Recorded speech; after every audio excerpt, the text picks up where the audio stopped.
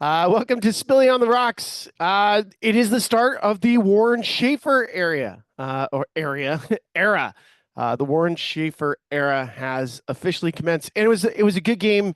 I'm in Texas right now, so of course the fallout from Bud Black being fired on Sunday of Mother's Day, it was just crazy. Like all the articles that were written, opinion pieces, couple hit pieces, screaming at Dick Montfort, to fire himself. Um, it's like it's such low hanging fruit. If you've listened to Spilly on the Rocks for the entire time, you have heard the suggestions that I have made in order to move this thing forward. Um, if you if you look at some of the columns that were written in Denver and nationally, there's not a lot of solutions. All they are is just talking about how bad it is, how bad it is. They don't draft well. They've made some dumb free agent signs. They haven't traded. Those are all, yeah, true, but no solutions. How do you do that? How do you fix it? Everybody wants to sell the team. And in the case of selling the team, here's what's funny. There are so many examples, so many examples the last couple of years. You can look at the Miami Marlins, right? They got sold to the Sherman Group with Derek Jeter as kind of like the face of it. That's been a giant failure. It's not a solution. Like selling the team to another group, and even though you might think that this next group has money, they're still going to have to service debt.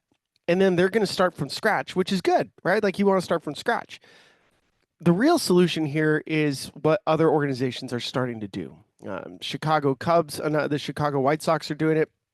Jerry Reinsdorf, great friend with Dick Montfort, right? A little bit old school and when I say old school, I use old school as in an endearing term, but also means stubborn. Artie Moreno, Jerry Reinsdorf, Dick Montfort. These are guys kind of cut from the same cloth. They've been their organizations kind of reflect that. Very loyal to people within the organization. There's nothing wrong with that. I appreciate that. I love that about Dick and the family. They are extremely loyal. But in order to get that movement without selling, because these are prideful people. These are people that really love the team. And you can't blame them. They've made a lot of money. And so they've been given the opportunity to afford a team.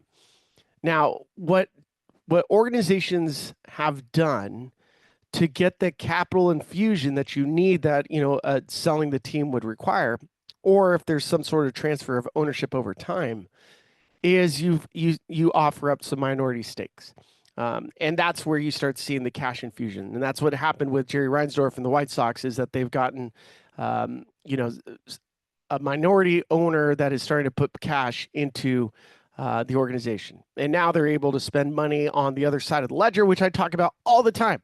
Rockies need more coaches, not replace coaches. They need more of them. They need to have, best in practice, best everything that you can possibly do on this side of the ledger, like all 29 other teams are doing, pitching labs, hitting labs, sleep pods, all this stuff. And the Rockies have majority of it, not all of it. And then you just keep adding. That takes money. That takes money over here. And eventually, the return of investment of the money over here is that your players perform better.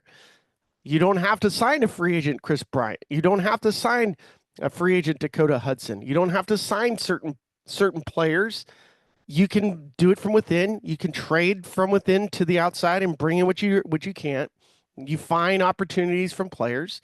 Hey, this guy might need a change of venue because he's blocked by a long-term contract. For example, if you're like the Padres, I'm sure the Padres might have some players in the minor leagues that are blocked by players. It could be a shortstop. It could be a third baseman. It could be a second baseman. It could be a center fielder because they have Jackson Merrill.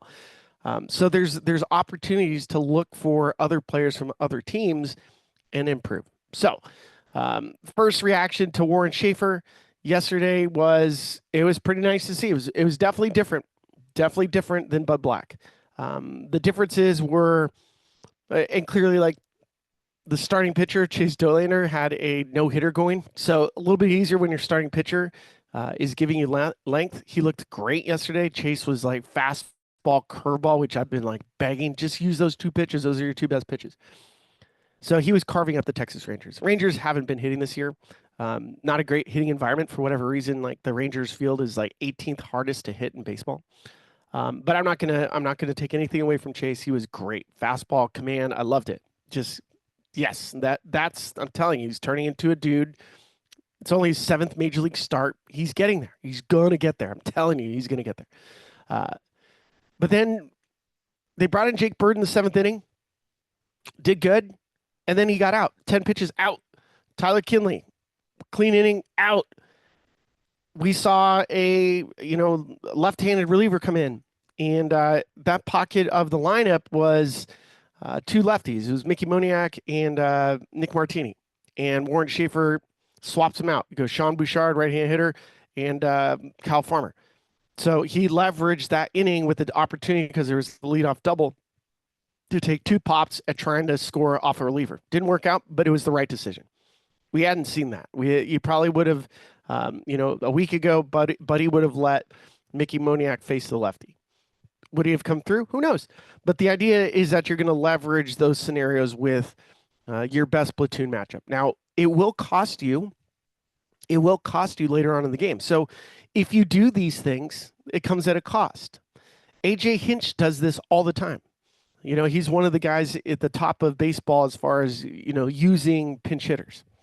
I'd like to see the Rockies get to that spot. I'd like to see the Rockies use their bullpen kind of the way we saw last night with Schaeffer. Maybe a clean inning, not multiple innings all the time. I'm hopeful that we're going to see an opener at some point, especially if there's, for example, let's say you're taking on the Dodgers. It'd be really nice to start Ryan Rolison, who is a reliever, lefty reliever, or Peralta or Scott Alexander, to face Shohei Ohtani and Freddie Freeman in the first inning, and then get your right-handed pitcher on the back end of it an opportunity that they don't have to face him twice in the first couple innings. I think we're going to see that. So the Schaeffer era is certainly going to be a little bit different. The brand of baseball is going to be different than Bud Black. There's no question. I'm looking forward to seeing it. Like I said, there's some signs here that it's not going to get better. I mean, like that's the thing. Like I even talked on the news yesterday. It's like, hey, how much does a manager change? I was like, they still chase. They're still like the roster's still flawed. But at least with this roster, you're going to experiment and try a little things different from a strategy standpoint. So if you can get a leverage even with the roster, maybe there's a chance to get a win. And that's what you're looking for. You're looking for small, incremental improvements, not just outside media sources say sell the team with no solutions. Solution has been, let's try Schaeffer. You got some coaches that just got called up. Jordan Pacheco, awesome. They're going to try some things different. They're going to use their roster a little bit different. That's one way to start. And then that trickles down to the lower levels. And hopefully with all this noise that's happening, the internal decision makers go, okay, Spilly keeps saying third-party audit. Why would we do that? Cardinals did it with Chaim Bloom. They're doing it right now. David Stearns did it with the New York Mets. Turned into the president of baseball operations. It happens. There are blueprints outside that are telling you how you can fix this. There are solutions. It's just whether you choose to do it. We'll see.